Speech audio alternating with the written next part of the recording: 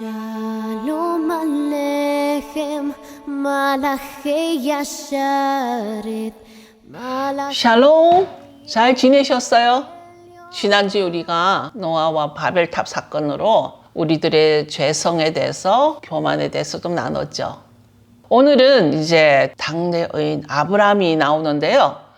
레카 가라. 하나님께서 아브라함에게 너는 친척 아비 집을 떠나 가라는 그 아브라함이 떠나는 장면이에요. 창세기 12장인데요. 우리가 아브라함은 참 할 말이 많죠. 아브라함에 대해서는 정말 알고 싶은 것도 많고, 아브라함의 그 부르심과 언약은 지금 우리에게도 많은 영향력을 주고 있습니다. 그 아브라함이 이제 그 길을 떠날 때 너 자신을 위한 길이라는 것이었죠. 일가 친척 아버지 집을 떠나서 가라고 했지만 그 떠나는 것은 바로 아브라함을 위한 길이라고 했습니다. 이것은 아브라함의 믿음의 출발이기도 한데요. 믿음의 길은 과거와 단절하고 새로운 정체성을 향해서 가는 것입니다. 새롭게 나아가는 그 여정이 히브리서에서 어떻게 설명을 했냐면 11장 8절에 아브라함은 부르심을 받았을 때 어디로 가는지 알지 못하고 나아갔다.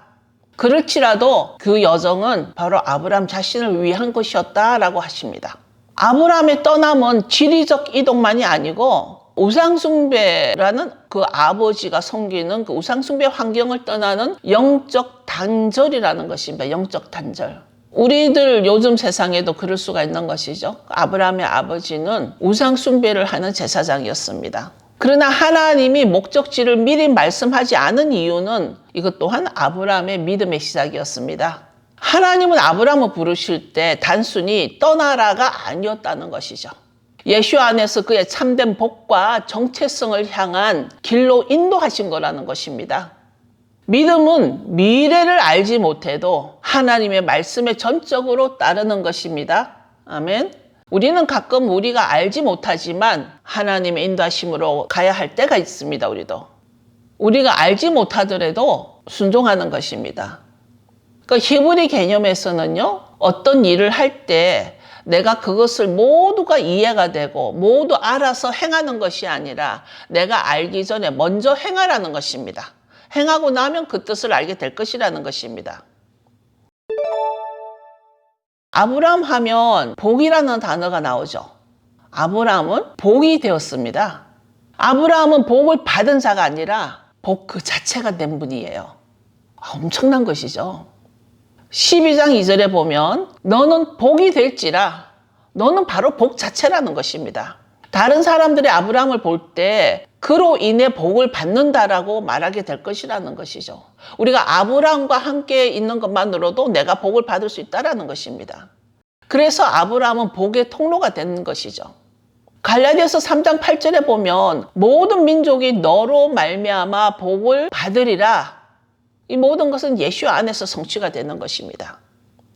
아브라함은 조카 롯과 분쟁이 있었을 때도 평화를 사랑하는 자로 분쟁 대신 화해를 선택한 분입니다. 마태복음 5장 9절에 보면 예수와는 화평케 하는 자가 복이 있다 그랬습니다. 롯은 욕심과 눈에 보이는 번영을 쫓았고 아브라함은 믿음으로 하나님의 약속을 붙잡은 분입니다.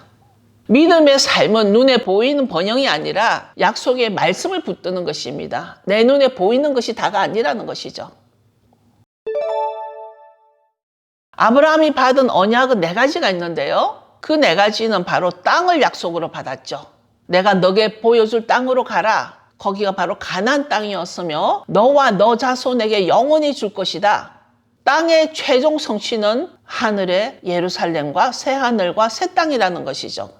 계시록 21장에 나오죠.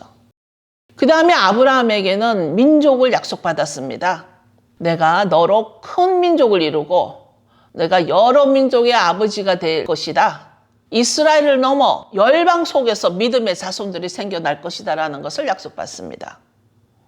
축복의 약속을 받습니다. 너는 복이 될지라.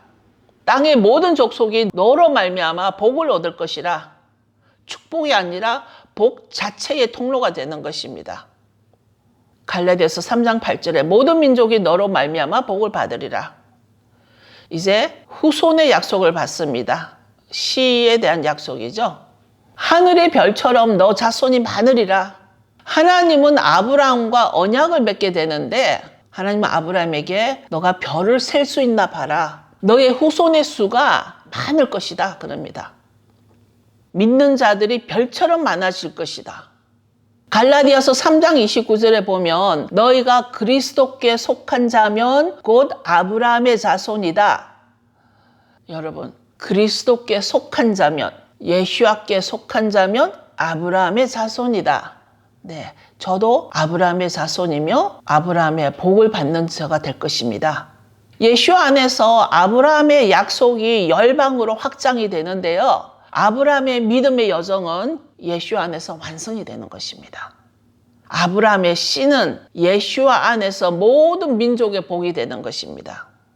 갈라디아서 3장 16절을 보면 그 씨는 많은 사람을 가리켜 말씀하신 것이 아니요 오직 한 사람 그리스도라 예수라는 것입니다. 숫자가 아니라 토라와 언약을 지키고 행하는 자들이라는 것입니다.